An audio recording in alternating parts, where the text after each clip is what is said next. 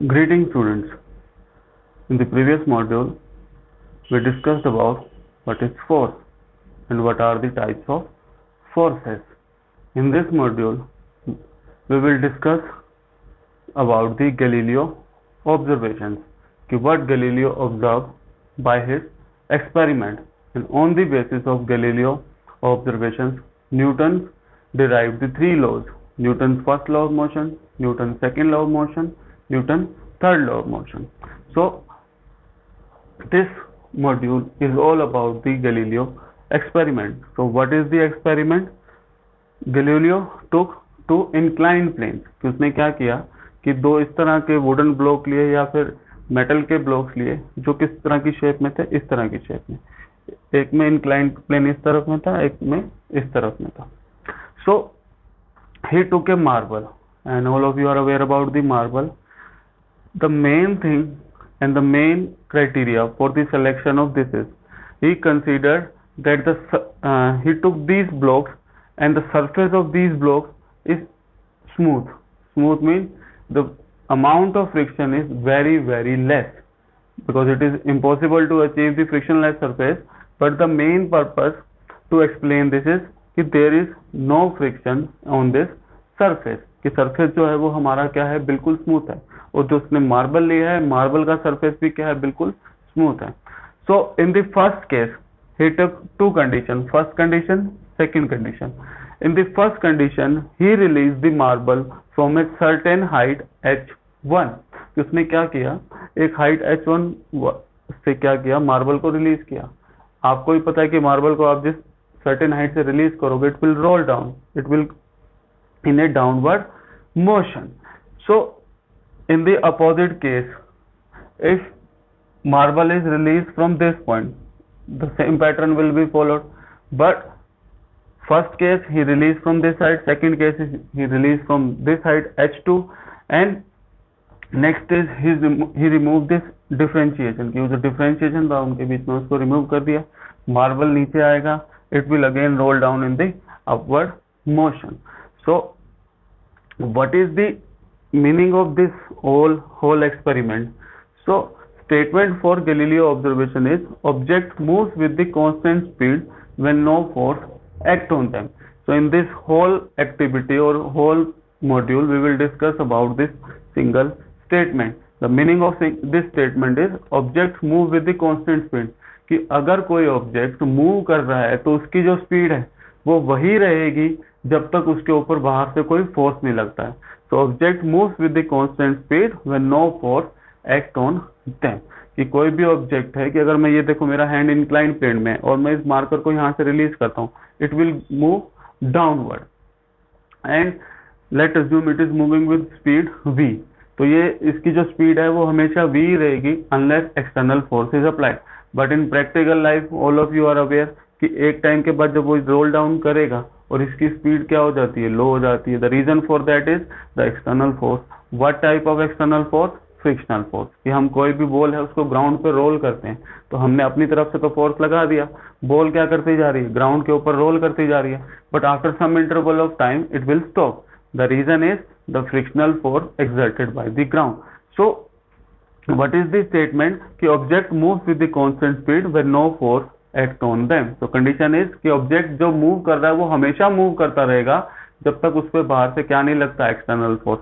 सो उसने क्या किया, मार्बल रोल डाउन से इंक्लाइंड प्लेन, कि एक इंक्लाइंड प्लेन लिया, सर्टेन हाइट h1 से मार्बल को रिलीज किया तो marble will roll down, its velocity increases. And all of you are aware कि जब हम ऊपर से रिलीज करेंगे उस टाइम पे वेलोसिटी कम होगी, लेकिन जैसे जैसे वो नीचे जाता जाएगा और बिल्कुल बॉटम पॉइंट में यहाँ पहुंचने वाला होगा, तो at that point of time it's velocity will be maximum. कि यहाँ से हमने रिलीज किया, स्पीड धीरे धीरे बढ़ती जाएगी, वेलोसिटी बढ़ती जाएगी, और जब बिल्कुल नीचे पहुंचने वाला होगा at the last point it's velocity will be maximum. This is what it is written here, its velocity increases.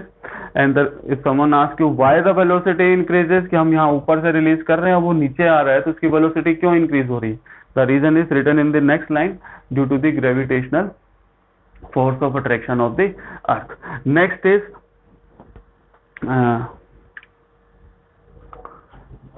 is let assume we remove this partition, कि जनरली क्या होगा, बॉल आएगी इस पार्टीशन पर टकराएगा, कोलिजन होगा, रुक जाएगी। Let assume we remove this partition, और इस पार्टीशन को हम क्या कर देते हैं, रिमूव कर देते हैं। तो व्हाट विल हैपन,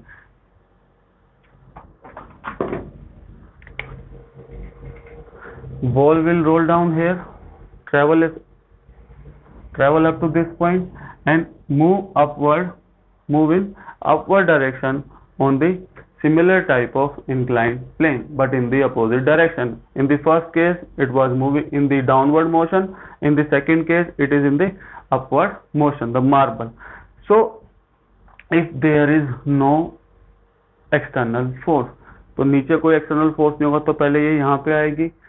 अभी हमने क्या किया, यहाँ पे eight this point of time velocity is 0, क्योंकि वो बिल्कुल ऊपर था, हमने रिलीज नहीं किया। जैसे आप रिलीज करोगे velocity will increase and up to this point of time the velocity will be maximum.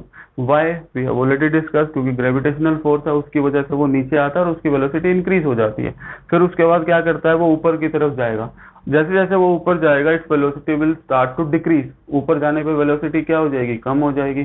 The reason is again the same, वो ऊपर जा रहा है, नीचे से कौन खींचेगा उसको, gravity.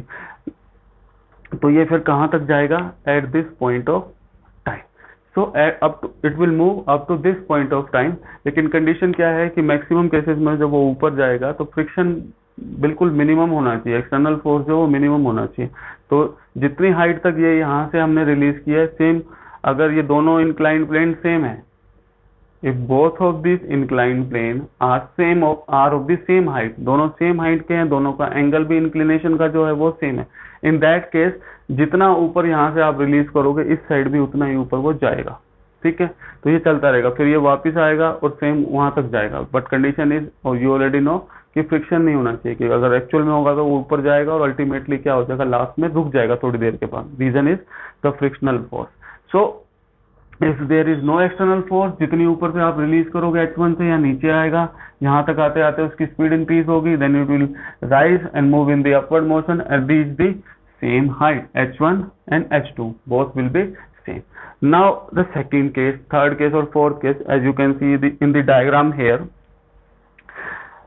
this one starting from this line up to this point, these both of these leave these 2, 3 and 4 case, कि सिर्फ इतना ही है हमारा, that we have already discussed in the case 1। यहाँ से हम मार्बल को रिलीज करेंगे, नीचे जाएगा, वेलोसिटी इंक्रीजेस और it will reach the same height. और दूसरी चीज क्या है कि जितनी डिस्टेंस इसने यहाँ से कवर की है, सेम उतनी डिस्टेंस वहां कवर करेगा if the height is same. Late assume ये वाला केस हमारा क्या हो गया, रिमूव हो गया। हमने क्या किया है, जो इंक्लिनेशन था उसको थोड़ा सा हमने क्या कर दिया, कम कर दिया। तो in that case if the in the starting the inclination जो टिल्ट था वो इतना था, हमने क्या कर दिया, इसको थोड़ा सा नीचे की तरफ कर दिया। और same from the same height H1 we release the marble, marble आएगा, वेलोसिटी इंक्रीज होगी और फिर वो कहाँ जाएगा, ऊपर कितनी हाइट तक जाएगा, जब तक इतनी हाइट तक वो पहुंच नहीं जाता जिस हाइट से हमने उसको रिलीज किया था। Same in the third case we again decrease the inclination, तो उस केस में क्या हो रहा है, फिर वो नीचे जाएगा और कहाँ तक जाएगा, इस पॉइंट तक, जब तक वो ये वाली हाइट को क्या नहीं कर लेता, अटेन नहीं कर लेता। तो I hope what I am explaining is clear to everyone, कि स्टार्टिंग में हमने सेम हाइट वाले इंक्लिनेशन लिए, यहाँ से रिलीज किया, it will move up to this point.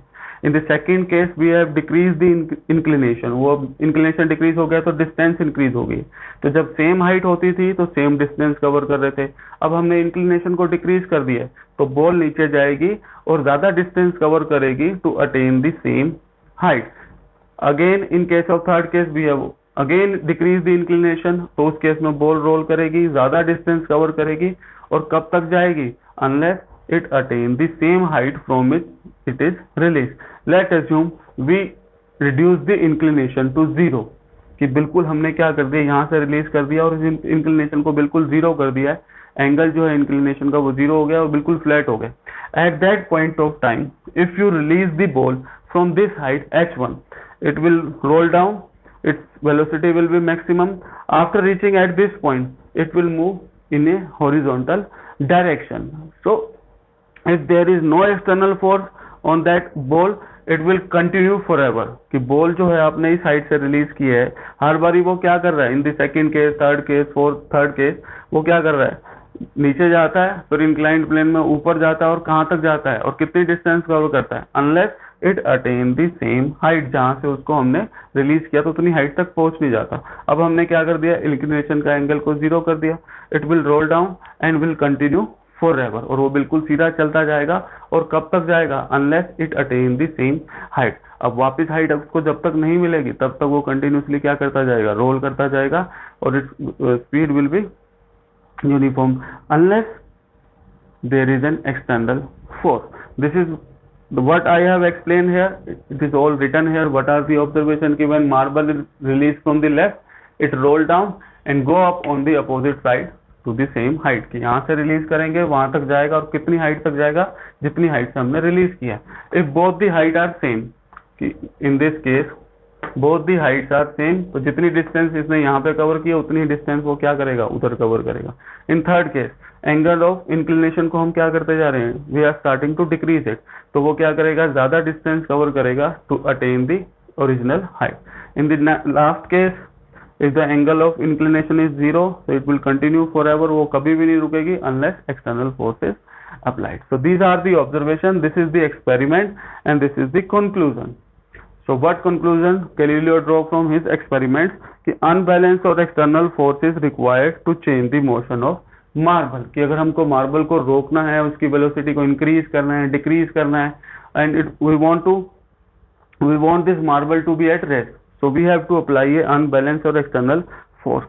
So whatever the experiment we have discussed, every time we discuss a minimum criteria, said that unbalanced force should not be there, external force should not be there. If external force is there, the ball will not continue forever in whatever the case is there.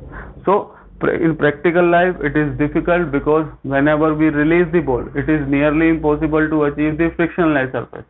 If we want to achieve the frictionless surface, we can apply the lubricants, oils वगैरह हम यहाँ पे लगा सकते हैं ताकि वो continuously उसके अंदर जाते हैं। For example in case of carrom, while playing the carrom, we drop some powder, talcum powder on the board, so that the friction is reduce, so we can use the different source, different substances by which we can reduce the friction and perform this experiment. So practically it is difficult to achieve. So what is the conclusion of this whole experiment by the Galileo? So by this Galileo observation, Newton draws the conclusion. He derived the first, second and third equation, third law of motion, not the equation of motion.